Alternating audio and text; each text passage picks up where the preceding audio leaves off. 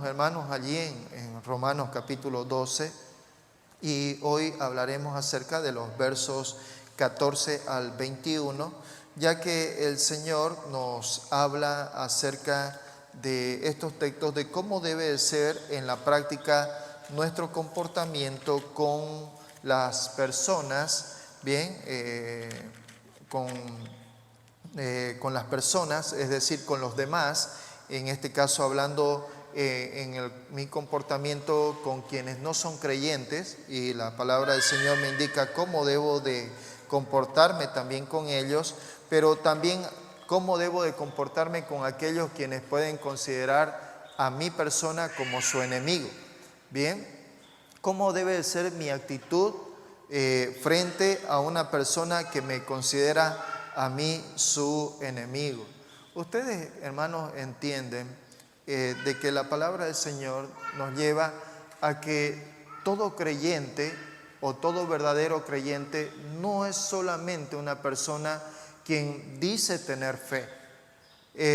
Una persona espiritual, una persona madura espiritualmente, es una persona que no solamente cree con el intelecto y con el corazón, sino que también esta persona vive su vida en base a la palabra de Dios, es decir, en obediencia a la palabra de Dios. Y para nosotros esto es fundamental que lo podamos entender. No, el apóstol Santiago, en algún momento él dijo, no sean tan solamente oidores, sino también sean hacedores de la palabra, hacedores de la palabra. Y en algún momento también mencionó a aquellas personas que son como personas de doble ánimo, ¿no? En la cual son personas inconstantes. Un tiempo están aquí, otro tiempo están allá, y dice que se dejan llevar como las aguas del mar, ¿no? Y así son doble ánimo, quiere decir una persona de doble alma, ¿no?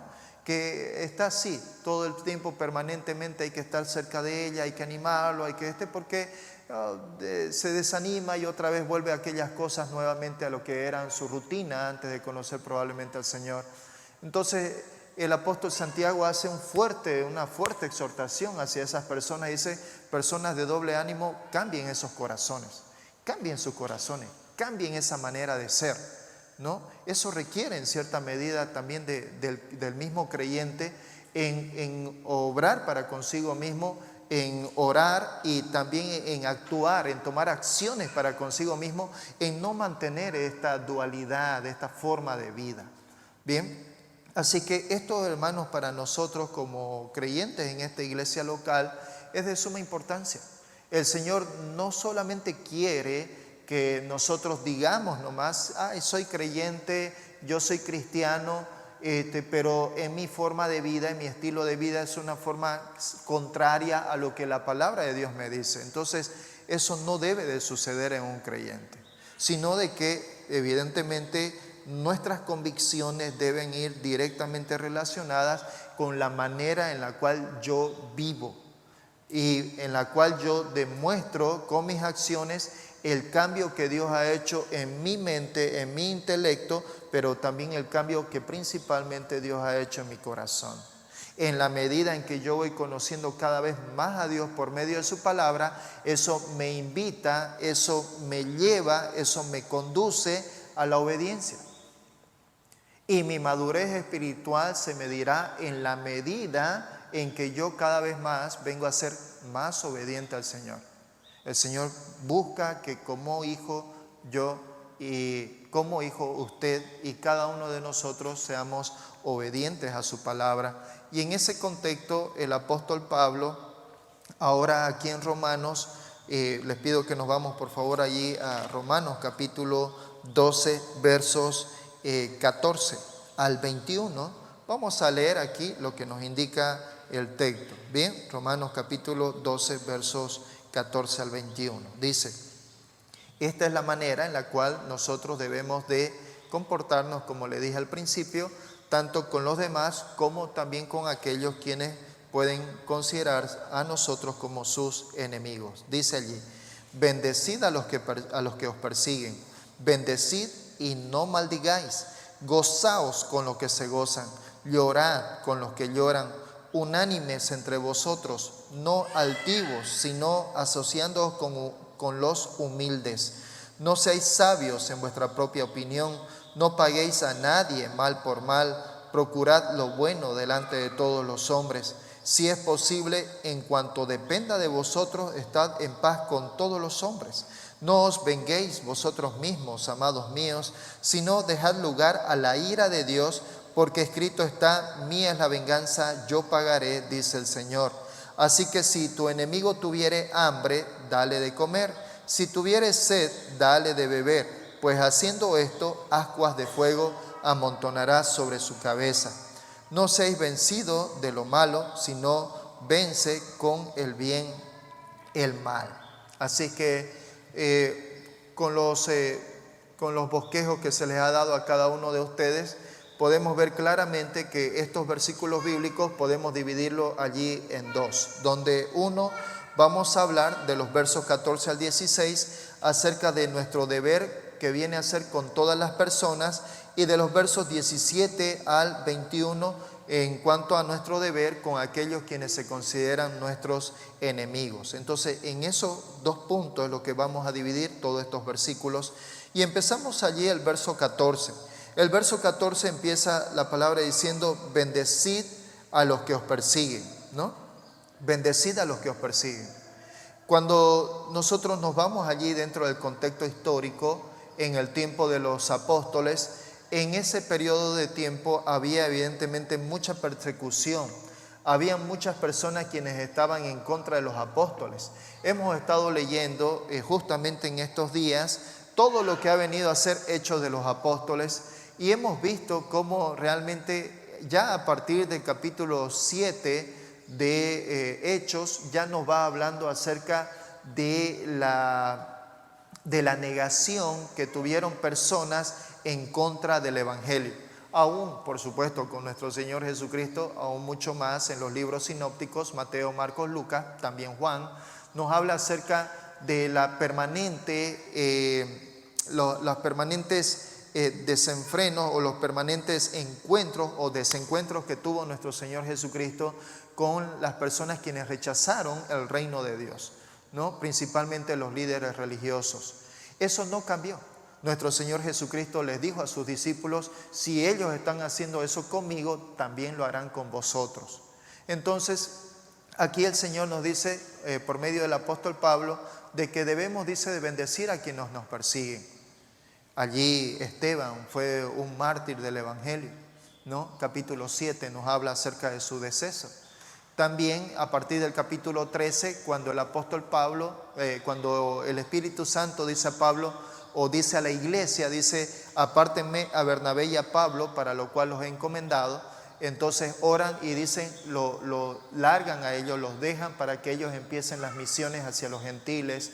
Y entonces el evangelio va yendo y se va propagando, pero en cada lugar donde ellos llegaron, no fue un lugar como una crema, una mantequilla, algo bonito en que todos recibieron el evangelio y todos vivieron felices para siempre, ¿no? Vemos que en donde ellos llegaron, si bien hubieron personas quienes recibieron el evangelio, personas como Lidia, personas como vino a ser el centurión en capítulo 11 con Pedro, y muchas otras personas, la Biblia muestra de que realmente creyeron al Señor con convicción plena. Pero además de eso, también hubieron otras personas como Alejandro, ¿no? Ese el cual hacía materiales de la diosa Diana, y muchas otras personas realmente odiaron el evangelio, ¿no? En algún momento, en estas semanas pasadas, le he dicho de que hay un hilo muy delgado entre aquel que llega a escuchar el evangelio y realmente creer y amar el evangelio, y entre aquellos quienes oyen el evangelio pero odian al Dios del evangelio, ¿no? Y la Biblia nos muestra, la Biblia no oculta esta situación, la Biblia muestra con claridad de que estas situaciones van a ocurrir en el mundo, van a ocurrir. Sucedió con nuestro Señor Jesús, sucedió con los apóstoles. Si bien la Biblia menciona la muerte de alguno de ellos, como menciona la muerte de Santiago, ¿no? Menciona la muerte de Esteban, menciona de que iba a morir el apóstol Pablo, pero la tradición judía nos habla de que prácticamente todos los discípulos de nuestro Señor Jesucristo murieron martirizados. Y el Coliseo romano, se cree de que aproximadamente dentro de lo que fue el Coliseo romano hayan muerto aproximadamente entre 1 a 2 millones de cristianos dentro de ese lugar, ¿no? Creyentes quienes murieron comidos de leones, creyentes quienes murieron con arco, creyentes quienes murieron a hachazos, creyentes quienes murieron aserrados, creyentes quienes murieron de toda forma, de toda índole, y que no hicieron absolutamente nada en el Coliseo romano, sino solamente estar listos para morir. Porque el Coliseo romano consistía en que cada uno tenía que salvar su vida, ¿no? Le ponían o espadas o cuchillos o alguna cosa para agarrar y matarse unos a otros, pero todos los creyentes agarraron, simplemente dejaron a un lado las herramientas de guerra y solo esperaron la muerte. Y eso fue lo que les vino. El apóstol Pablo allí en este contexto nos indica y nos dice de que debemos nosotros, amados hermanos, debemos, dice, de bendecir. Primera de Tesalonicenses, capítulo 2, verso 14, el apóstol Pablo habla a la iglesia, una iglesia gentil, ¿no? La iglesia gentil de Tesalónica, y les dice esto, Primera de Tesalonicenses 2, 14. Porque ustedes, hermanos, vinieron a ser imitadores de las iglesias de Dios en Cristo Jesús que están en Judea, pues han padecido de los de vuestra propia nación las mismas cosas que ellas padecieron de los judíos, ¿no? Las mismas cosas que ellas padecieron de los judíos, ¿no? Allí claramente está mostrando de que así como en Jerusalén los mismos judíos estuvieron en contra de los cristianos judíos, también poco a poco en esos otros países, en esas otras ciudades vecinas, también ellos mismos, los tesalonicenses que empezaron a hablar del evangelio, su propia gente también empezó a ir contra ellos y martirizarlos, ¿no? También nos menciona nuestro Señor Jesús en Lucas capítulo 23, versos 34 y 35, ¿no? Nuestro Señor Jesús allí nos da ejemplo de la manera en la cual todo creyente debe tener la misma actitud de nuestro Señor Jesús. Lucas capítulo 23, versos 33 y 34. Dice allí: y cuando llegaron al lugar llamado de la Calavera, le crucificaron allí, y Jesús decía: Padre, perdónalos porque no saben lo que hacen, ¿no? No saben lo que hacen. Así es que, hermanos, una de las cosas en la cual el Señor a nosotros nos asegura claramente es de que aquí en el mundo vamos a recibir evidentemente penurias, ¿no? Vamos a recibir, va a haber aflicciones en el mundo, sin duda alguna. Así que nosotros, dice la palabra, tenemos que ser imitadores de aquellos que ya se nos adelantaron a nosotros. Sufrieron. Hay penurias. Hoy en día somos testigos. Están ocurriendo en el mundo. En México, increíblemente, los narcotraficantes están matando a líderes cristianos. Porque hoy en México a ese líder cristiano o agarrás y te haces uno de los míos, y a la gente que está detrás tuyo me lo haces igual, que ellos sean así, que me sirvan, que me ayuden, o de lo contrario, te vamos a matar a vos y a tu familia, ¿no? Y en México están así, o los pastores o se doblegan y se van allí a apoyar a los narcos, o por el otro lado agarran y no hacen eso, siguen sirviendo al Señor y en algún momento van a esperar simplemente la muerte. Eso está ocurriendo. En México está ocurriendo. En Nicaragua está ocurriendo. En Europa, ¿no? Está ocurriendo que los musulmanes están prácticamente ya en toda Europa. Están increíblemente de una manera tan fuerte, tan fuerte en el sentido de que poblacionalmente están llegando de una y otra forma, y estando ya en Europa están teniendo hijos, mientras un europeo tiene un hijo, 2 hijos, ellos tienen hijos al raleo, están prácticamente en una forma de musulmanizar, ¿no? A toda Europa. Está sucediendo en España, está sucediendo en Inglaterra, en Reino Unido, y se está viendo, y en muchos otros países europeos, ¿no? Y ya, por supuesto, ya los líderes, algunos líderes musulmanes se han manifestado y han dicho, ya estamos en Europa, estamos llegando a los Estados Unidos y América Latina, espérennos, ¿no? América Latina, espérennos. Y ya sabemos la situación, cómo los musulmanes manejan el tema de ser una persona fiel o una persona infiel. Pero el Señor nos manda a esto. Es fácil en circunstancias adversas responder a la hostilidad con hostilidad, ¿no?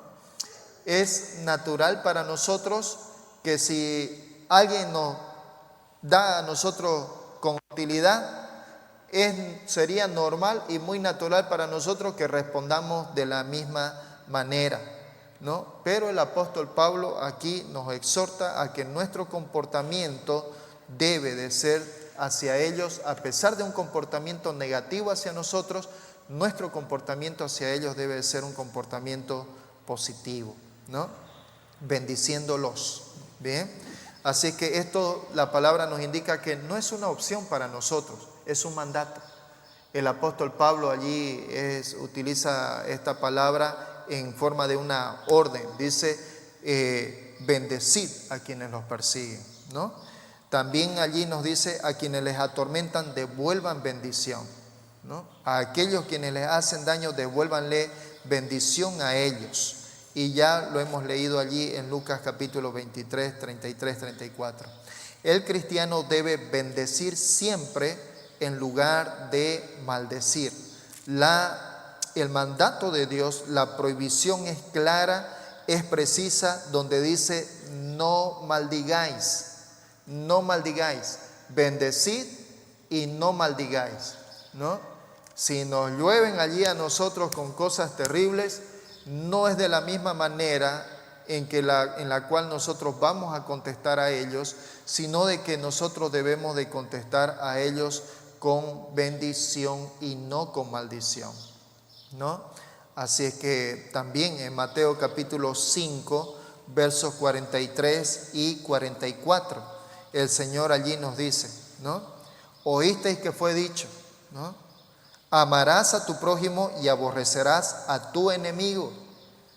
Pero yo os digo, nuestro Señor Jesús dijo estas palabras, amad a vuestros enemigos, bendecid a los que os maldicen, haced bien a los que aborrecen y orad por los que os ultrajan y os persiguen, ¿no? Wow, estas palabras son realmente fuertes para nosotros como creyentes. Son realmente fuertes. Son duras porque son cosas que realmente van contra naturaleza. No es natural para la humanidad dar como compensación bien cuando le llegan males. No es natural, es antinatural. Pero el Señor nos ha dado su Espíritu Santo a nuestras vidas. El Señor ha cambiado nuestras vidas de tal manera que el hombre está en la capacidad de realmente poder amar y poder bendecir, sea cual fuere la circunstancia en que el creyente se encuentre.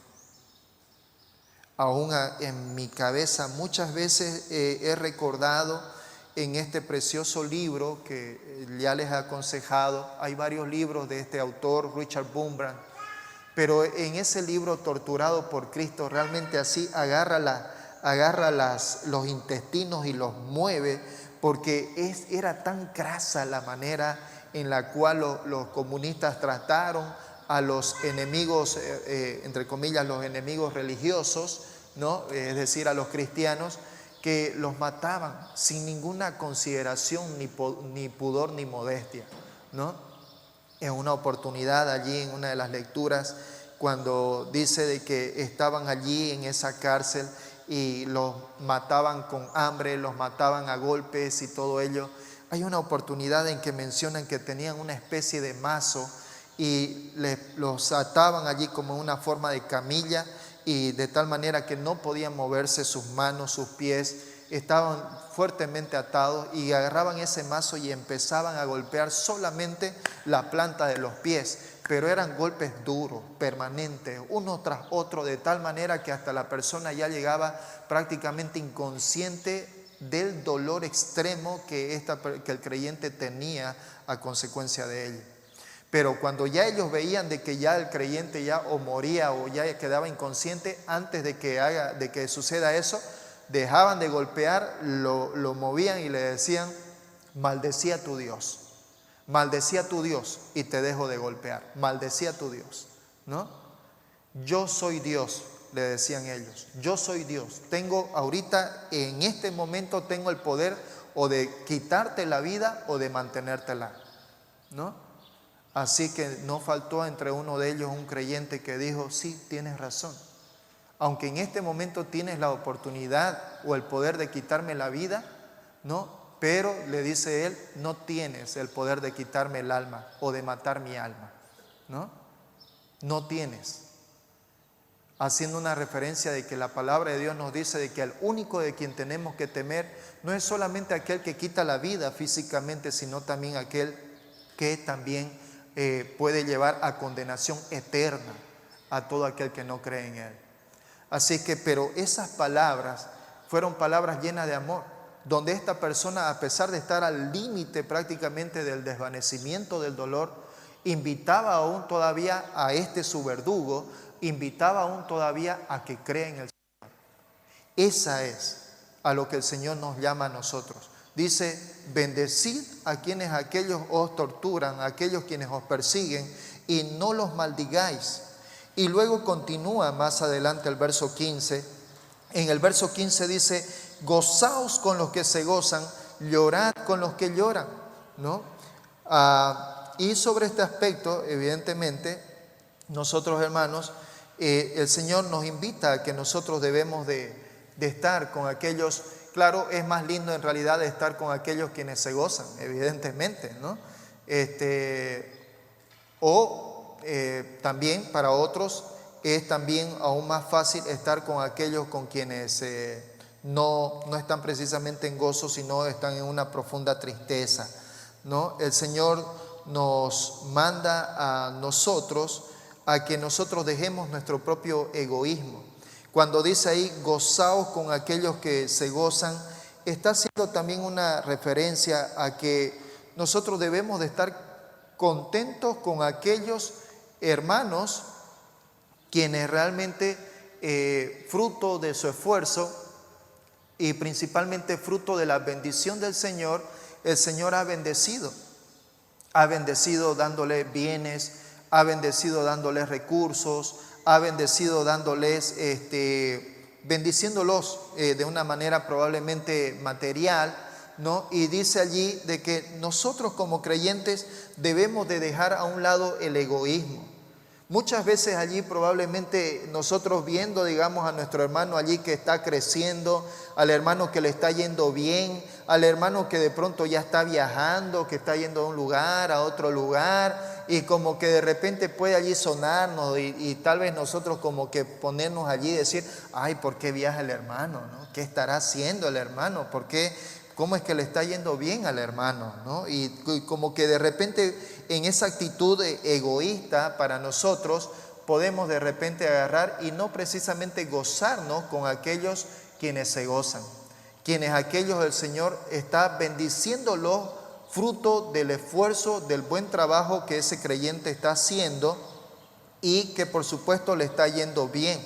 Así que el Señor nos llama a nosotros a quitarnos de nuestro egoísmo. El Señor nos está llamando a nosotros a quitarnos de nuestro egocentrismo, de nuestra envidia y realmente gozarnos con los hermanos quienes el Señor está bendiciendo y gozarnos con ellos. Hermano, qué bien que te está yendo, hermano, te felicito. Hermano, me siento muy contento de verte, de que realmente vas progresando. Gracias a Dios por eso. Gracias a Dios que el Señor te está proveyendo, que te está dando una cartera de clientes, que te está haciendo que tu trabajo lo hagas de mejor calidad, que estás mostrando a las demás personas que tu trabajo es tan bueno que acuden a vos con mayor frecuencia y estás ganando. Gracias a Dios por eso.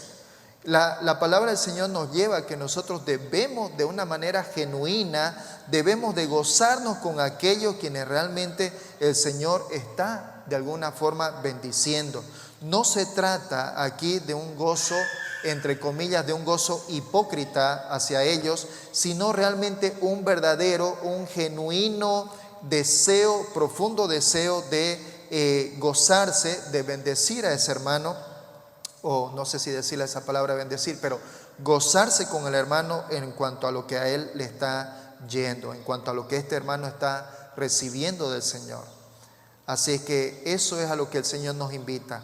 Y por el otro lado nos dice también, llorad con los que lloran, ¿no? En este caso, en aquellos que están en situaciones difíciles, en aquellos que están en situaciones de penurias, en aquellos hermanos que pierden que el familiar fallece, en lo cual nosotros, dice la palabra, tenemos que estar allí acompañando a estos hermanos, ¿no? Compartir con ellos la tristeza, asociarnos con ellos, estar en las lágrimas con ellos. Y en este sentido nuestro Señor Jesucristo nos da ejemplo cuando en Juan capítulo 11 el Señor nos muestra cuando murió, ¿no? Este amigo de él, Lázaro, ¿no? Y dice la palabra que nuestro Señor Jesucristo llegó después de 4 días que Lázaro había fallecido, ¿no?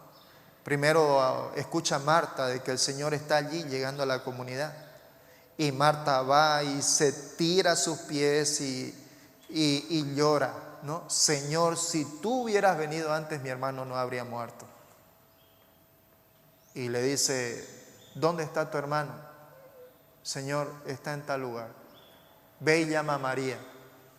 Y María agarra, va Marta donde María le dice, le susurra al oído, María, el Señor está aquí y te llama. Y María va y sale de ese grupo que la estaban consolando a ella, estaban llorando con ella, animándola. Ella sale de allí, se va donde nuestro Señor Jesús y se tira a sus pies y también le dice, Señor, si tú no hubieras estado aquí, si tú hubieras venido antes, Señor, mi hermano no habría muerto. ¿Y qué es lo que pasó? Juan 11:35, el verso más corto que tenemos en toda la Biblia, dice, Jesús lloró. Y posteriormente en ese mismo capítulo dice, Jesús profundamente, dice la palabra, Jesús profundamente, desde las entrañas Jesús, a pesar de que Él era Dios y que Él ya sabía lo que iba a hacer, nuestro Señor Jesús estaba siendo testigo de lo que es la consecuencia del pecado en la humanidad, la muerte. Y nuestro Señor Jesús profundamente conmocionado, llorando, de tal manera que la gente que está alrededor dicen, mirad cómo le amaba. Mirad, miren cómo este hombre amaba a Lázaro. Y luego nuestro Señor Jesús va hasta allá y le dice, Lázaro, sal fuera. Y inmediatamente sale este hombre vivo, después de 4 días de haber muerto, ¿no? Nuestro Señor Jesús nos dio ejemplo. Llorad con los que lloran. Si hay algún hermano que está en una situación difícil, si tenemos hermanos que están allí como que internados en el hospital, si tenemos hermanos quienes han perdido algún familiar, hermanos, tenemos que acudir. Tenemos que acudir a esos hermanos y estar con ellos, acompañar. El Señor nos llama a eso.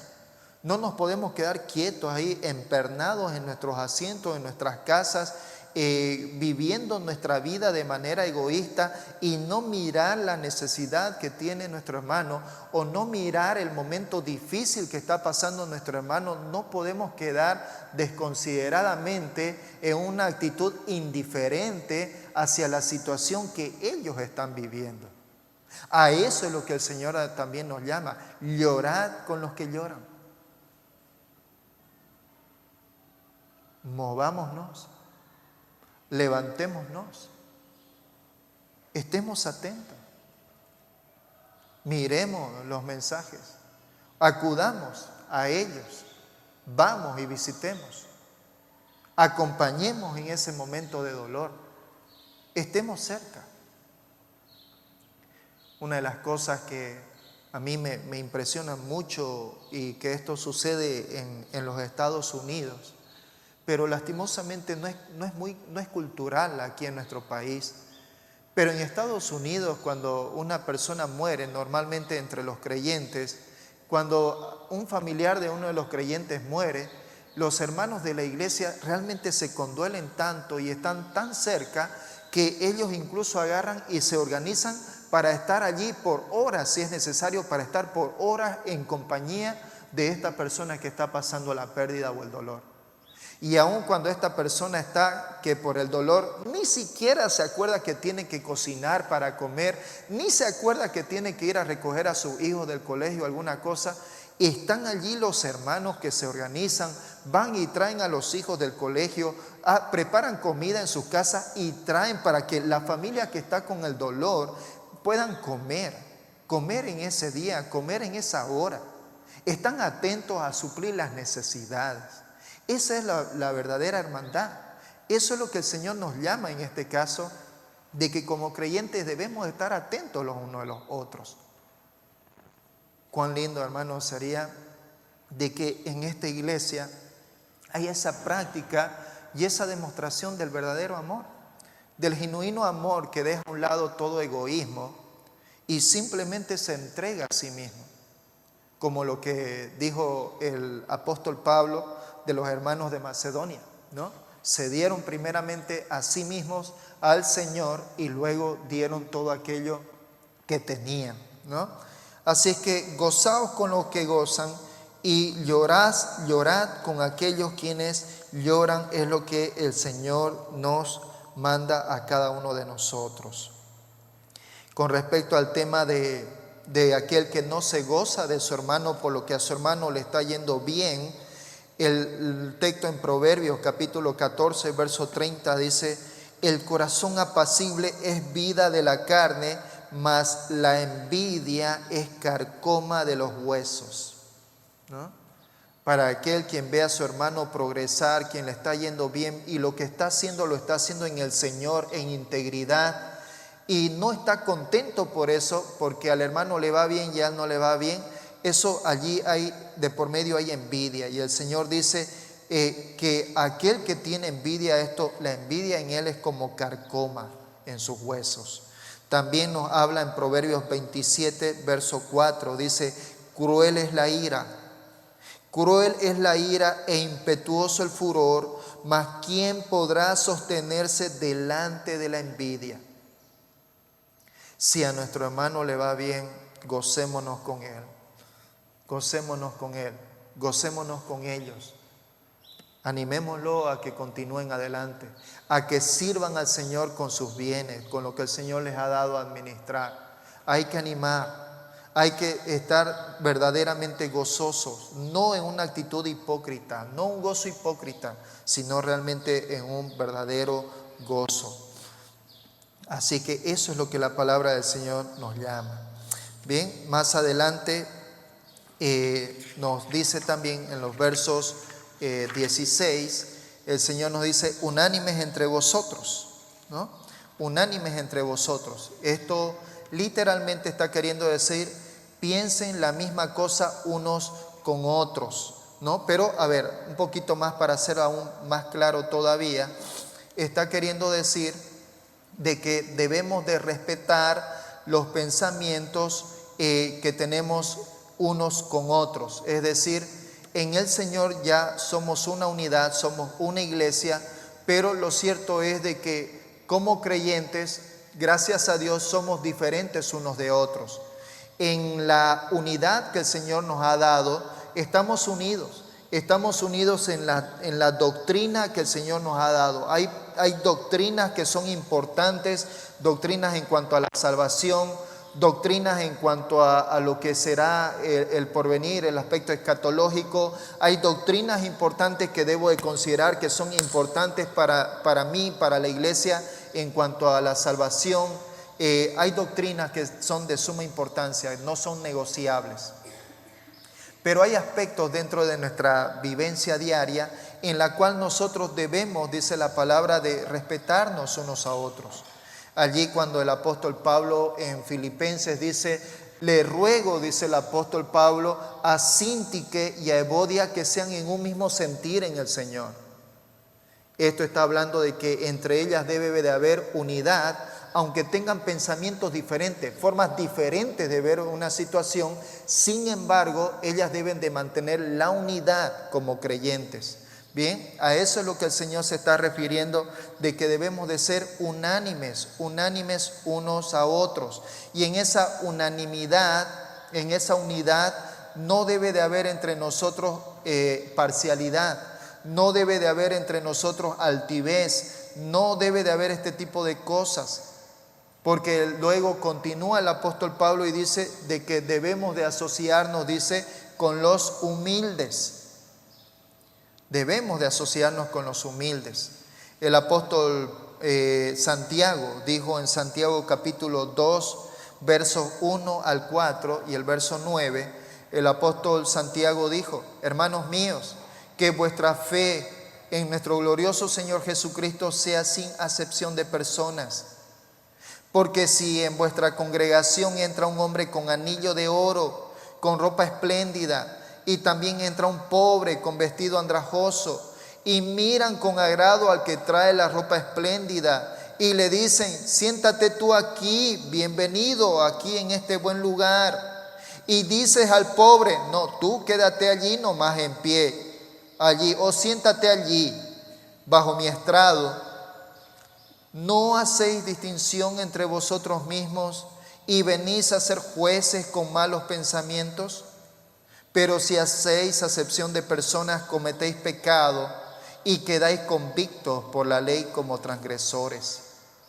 Así que cuando el Señor nos llama a nosotros a estar unánimes entre nosotros y que nos asociemos con los humildes, está queriendo decir que no tengamos parcialidad los unos con los otros. De que en la mies del Señor, en la unidad del Señor, debemos realmente de respetarnos y valorarnos y darnos el lugar que delante de Dios a cada uno nos corresponde.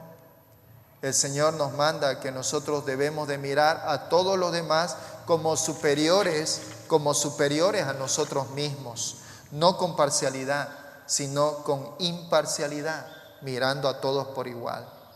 Así es que en ese sentido el Señor nos dice que debemos de relacionarnos con los humildes, pero aún aquí también debemos de tener cuidado en este aspecto. Entonces, ¿qué de los ricos en todo caso? ¿No? Miren aquí en este aspecto, en lo que el Señor está queriendo decir, en este sentido, es que como creyentes nosotros tengamos preferencia hacia los humildes, pero esta preferencia hacia los humildes sea por la necesidad que ellos tienen. Esta preferencia que el Señor nos dice, asociándonos con los humildes, está queriendo decir de que nosotros debemos de tener preferencia hacia los hermanos que padecen necesidad, pero tenemos que hacerlo justamente por eso, por la necesidad que ellos están llevando, que están viviendo. Y eso no quita de que evidentemente nos juntemos con los hermanos que también tienen recursos económicos, que son estables económicamente, que viven bien. Por supuesto, no acepción de personas. Nos reunimos con nuestros hermanos creyentes, ¿no? Estamos hablando dentro de la Iglesia Universal. Hay iglesias donde tienen hermanos en Cristo quienes son millonarios, ¿no? El Señor nos manda a que nos reunamos tanto con los hermanos en Cristo que son millonarios, dándole el lugar que a ellos les corresponde, no tratarlos a ellos como que están en la alta alcurnia porque tienen dinero, sino de igual a igual, porque delante de Dios estamos en la misma condición, pero dice teniendo preferencia en realidad a juntarnos más con los humildes por la necesidad que ellos viven, en estar cerca de ellos, con preferencia a ellos, ¿Para qué? Para suplir sus necesidades. A eso es lo que el Señor nos manda. Así es que en este sentido también nos dice de que debemos de asociarnos con ellos, de no hacer acepción de personas y debemos de tener cuidado con respecto a no ser sabios en nuestra propia opinión. Y en eso Proverbios capítulo 3 verso 7 dice, no seas sabio, dice capítulo 3 verso 7 de Proverbios, no seas sabio en tu propia opinión, teme a Jehová y apártate del mal, ¿no? Como creyentes nosotros no debemos de hacer alarde de nuestra sabiduría, sino que debemos de actuar con humildad y con gracia delante de las personas. Bien, así es que esta es la manera, queridos hermanos, en las cuales nosotros debemos de llevar a la práctica nuestra forma de vivir con respecto a las demás personas. Humanamente imposible, seguramente. Pero en el Señor esto es posible, porque el Señor nos ha dado una nueva naturaleza, el Señor nos ha hecho renacer, el Espíritu Santo está en nuestras vidas y por tanto todo creyente en el Señor está en la capacidad de poder cumplir esto que el Señor nos manda, ¿no? Y este es el buen ánimo que nosotros tenemos. ¿Cómo es la actitud que usted tiene frente a las situaciones adversas? ¿Cómo es su reacción frente a situaciones cuando algún hermano o hermana hace algo en contra suya? ¿Cómo usted responde a esas cosas? ¿Responde usted de la misma manera? Ah, no, me trató mal, pues ahora venga tu reino. O nuestra actitud es realmente como el Señor nos ha mandado, de ser cuidadosos, de bendecir a quienes nos maldicen, de bendecir a quienes ultrajan, bendecir a aquellos quienes nos difaman, quienes hablan cosas en contra nuestra, cosas que no han sucedido. El Señor entonces allí nos llama a que nosotros tengamos una correcta actitud. El punto de esto, amados hermanos, es que como creyentes nosotros debemos de tener una correcta actitud con respecto a las demás personas. Y aún mucho más, ahora en este contexto, aún mucho más con respecto a nuestros enemigos o aquellos quienes nos consideran a nosotros sus enemigos. Esto es lo que va a hablar ahora el verso 27, el verso 17 al 21 de Romanos capítulo 12. Dice allí el verso 17. No paguéis a nadie mal por mal, procuren lo bueno delante de todos los hombres. Si es posible, en cuanto dependa de ustedes, estén en paz con todos los hombres. No se venguen ustedes mismos, amados míos, sino dejen lugar a la ira de Dios, porque está escrito: mía es la venganza, yo pagaré, dice el Señor. Así que si tu enemigo tuviere hambre, dale de comer. Si tuviere sed, dale de beber, pues haciendo esto, ascuas de fuego amontonará sobre su cabeza. No seas vencido de lo malo, sino vence con el bien el mal.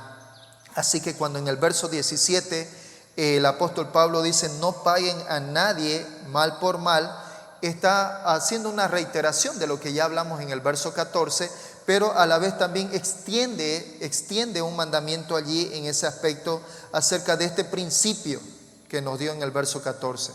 Nosotros, dice la palabra, según este verso, no solamente estamos obligados nosotros a bendecir a los hermanos o a bendecir a las personas, principalmente a las personas quienes nos persiguen.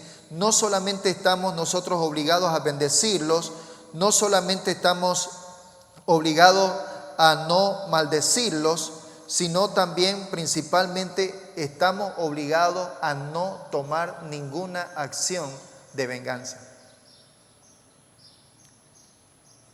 Y esto es sumamente fuerte, ¿no? Esto es sumamente fuerte.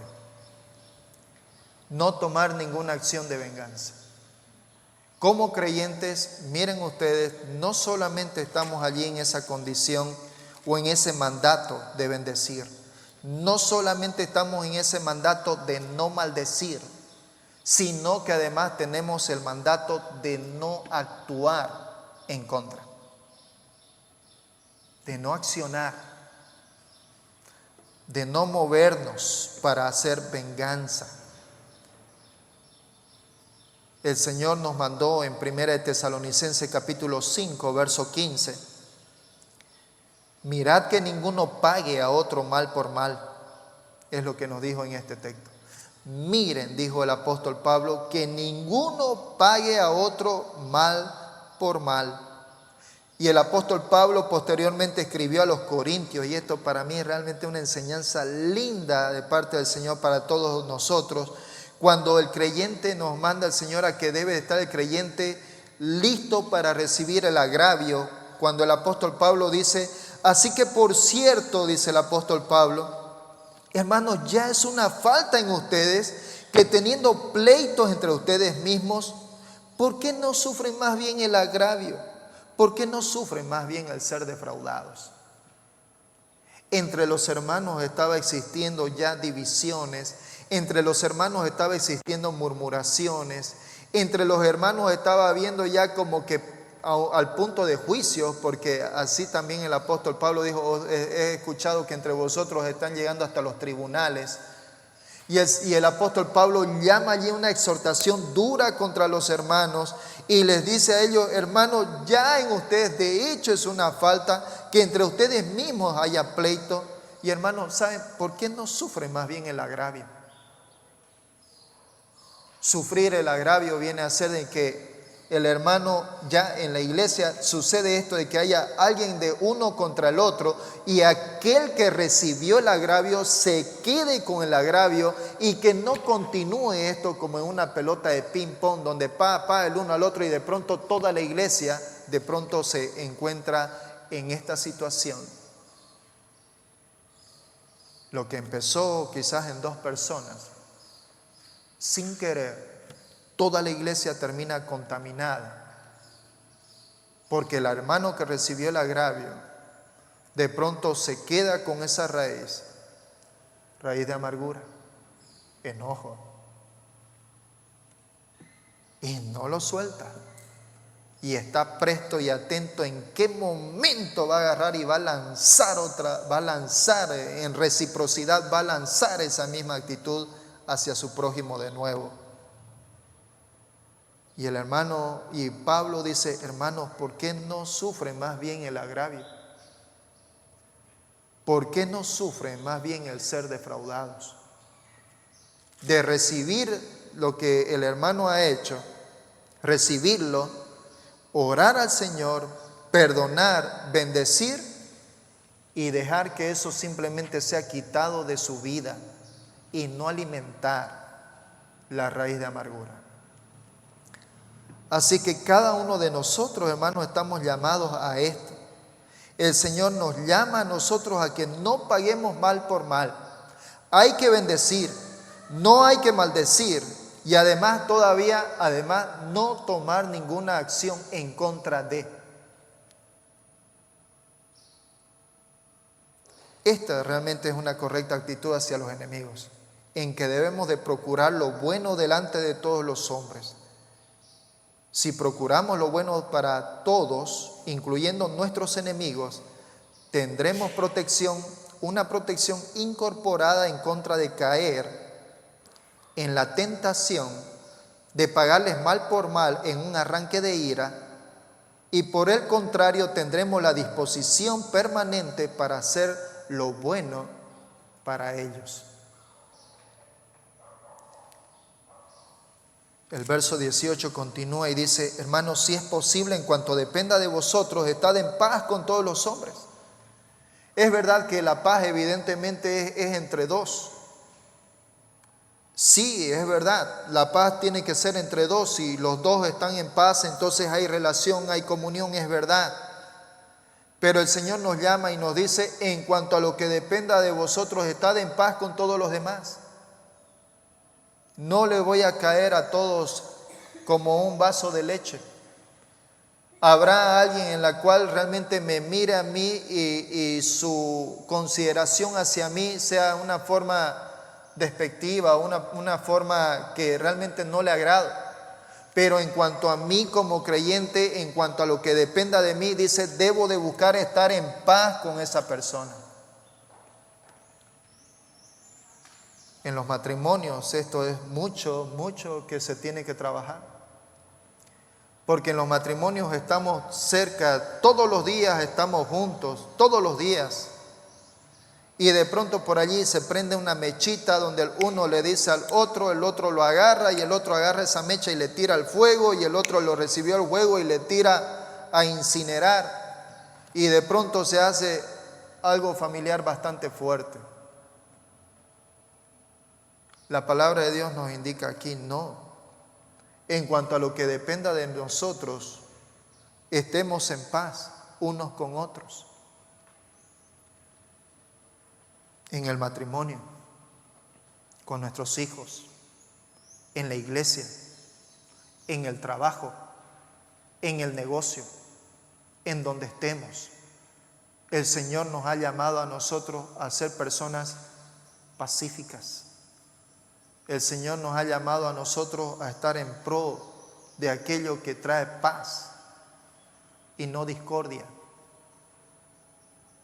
Así que dice la palabra, yo en todo caso tengo en el Señor el dominio propio que Él me ha dado para poder no acceder hacia las tentaciones de aquellas cosas que me han hecho. Entonces en ese dominio propio y en la mansedumbre que Dios me ha dado, entonces me contengo. Respiro hondo, oro al Señor y le digo, Señor, por favor, ayúdame en este momento. Es difícil para mí. Respiro hondo, me saldré, me ventearé un poco por allá y volveré más calmado, volveré tranquilo cuando las cosas han pasado. Muchas de las cosas son muchos de los conflictos son por pequeñas cosas y no tenemos que dar lugar a eso. Así que el Señor allí nos indica, estemos en paz. En lo ideal dice, estemos en paz con todos los hombres.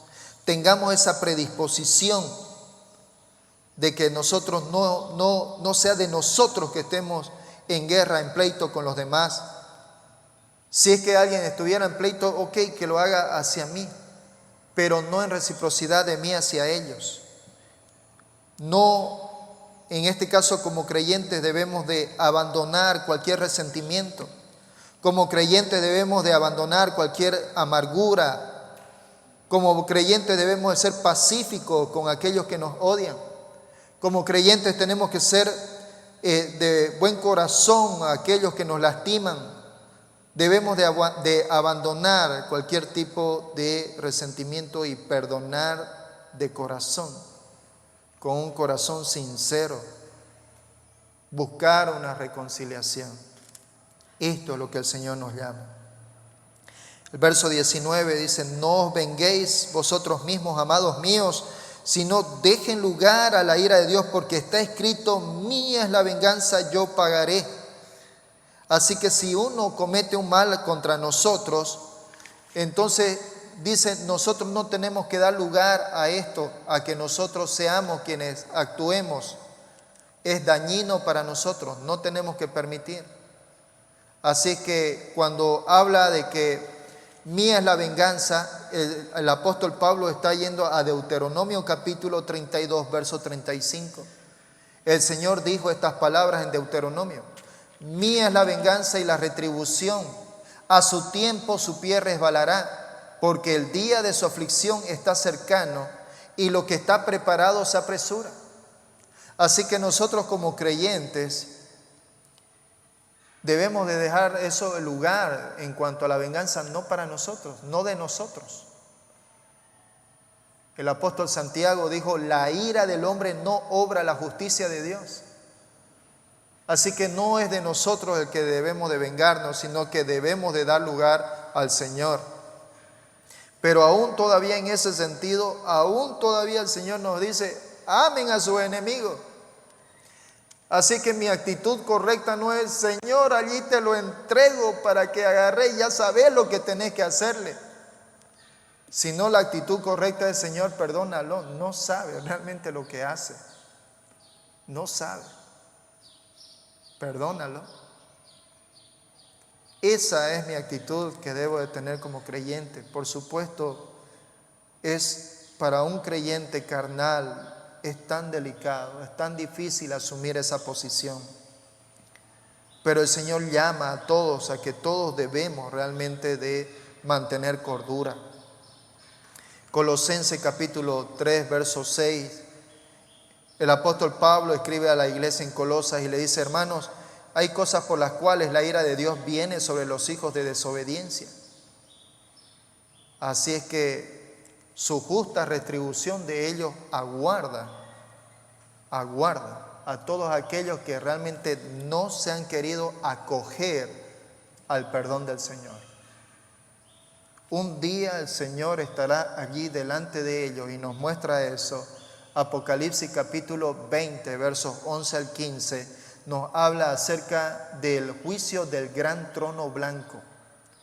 Un día todas aquellas personas que no se acogieron al perdón del Señor, que actuaron con maldad, o que fueron moralistas o religiosos, pero nunca tuvieron una relación con nuestro Señor, todas estas personas un día estarán delante del Señor y recibirán, dice la palabra, su justa retribución, cada uno de acuerdo a lo que han hecho.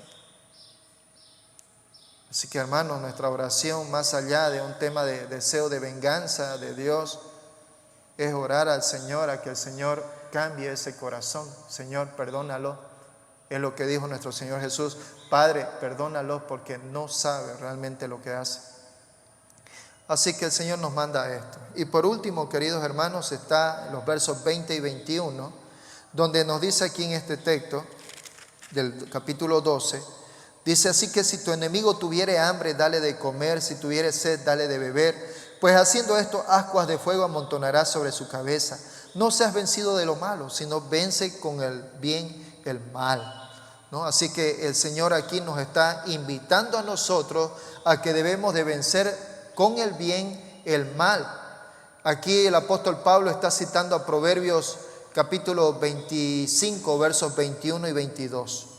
Allí en Proverbios capítulo 25 dice, si el que te aborrece tuviere hambre, dale de comer, y si tuviere sed, dale de beber, porque ascuas de fuego amontonará sobre su cabeza, y Jehová te lo pagará. Y Jehová te lo pagará. Así que cuando está hablando allí de ese concepto, de esa frase ascuas de fuego, se utilizaba esta frase allí en el antiguo Egipto, ascuas de fuego. Se utilizaba en el antiguo Egipto cuando una persona quien estaba queriendo reconocer públicamente que lo que había hecho estaba mal, que había cometido algo contra alguien y realmente estaba como que arrepentido de lo que había hecho y quería hacerlo de una manera pública, lo que hacía esta persona, no conozco en realidad cómo era el material del sartén, pero lo que ellos ocupaban era una especie de sartén y allí le ponían carbones encendidos y eso agarraban ellos y se lo ponían sobre su cabeza. Esa es la palabra de ese contexto histórico allá en el antiguo Egipto, es de donde viene esta palabra ascuas de fuego sobre la cabeza.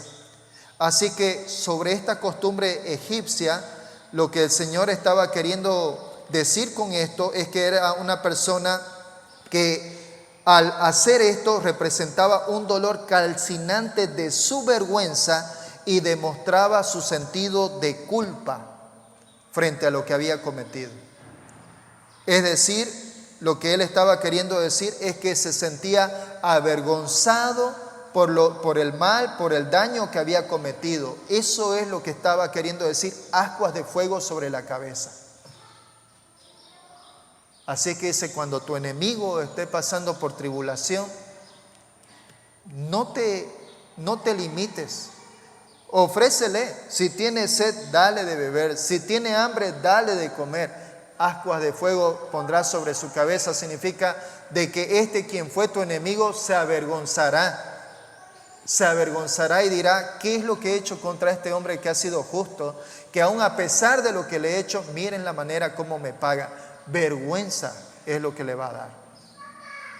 Eso es lo que se refiere a ascuas de fuego. Así que, hermanos, la palabra allí nos dice: venzamos con el bien el mal. Venzamos con el bien el mal. Eso es a lo que el Señor nos llama. ¿Cuán preparados estamos para esto?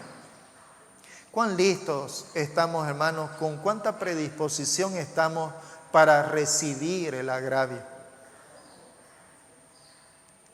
Muchas veces recibimos agravio y nos ponemos ahí como una pimponeada, ¿no? Lo recibimos y lo damos, el agravio. Pero el Señor no quiere nada de eso para nosotros. ¿Por qué no recibís más bien el agravio? ¿Por qué no más bien aceptás el ser defraudado y lo dejás ahí? Perdonás. No alimentás en tu corazón el enojo. No alimentás en el corazón la amargura, el rencor. En el Señor perdonás. En el Señor desechás. Y el Señor te dará gozo, te dará paz, te dará libertad. Que eso es como creyentes hemos venido a ser llamados. Vamos ahora. Amado Dios, gracias, Padre, por tu palabra. Gracias porque somos desafiados a que de manera práctica, Señor, sea nuestra actitud frente a las demás personas. Cuando nos hagan daño, cuando nos ultrajen, cuando nos persigan, cuando sucedan cosas que estén fuera de nuestro control y esas cosas realmente nos duelan o duela a nuestra familia. Señor, ayúdanos, prepáranos, pon en nosotros una actitud correcta, en amor a ti, en amor a nuestro prójimo, Padre, de recibirlo y de perdonarlo. Padre, que no estemos en una pimponeada de lo malo, sino de vencer el mal con el bien. Padre, ayúdanos en nuestras vidas. Si hay algo aún que estamos, Señor, guardando por nuestro prójimo, nuestro hermano, nuestra hermana, nuestro familiar, o por nuestro vecino, o por la persona que nos ha hecho daño, si estamos guardando en nuestras vidas rencor, amargura, Padre, por favor, perdónanos y cámbianos, llévanos a perdonar de corazón, como tú has perdonado. Padre, queremos perdonar y quitar esas cosas de nosotros, porque esas cosas, Señor, nos hacen daño, porque esas cosas, Señor, nos esclavizan, y tu palabra, Señor, nos lleva a libertad. Tu palabra nos dice: a libertad fuisteis llamados. Así que, Padre, gracias por tu palabra. Seas glorificado, Señor, en nuestras vidas. Te agradecemos en el nombre de tu amado Hijo Jesús. Amén.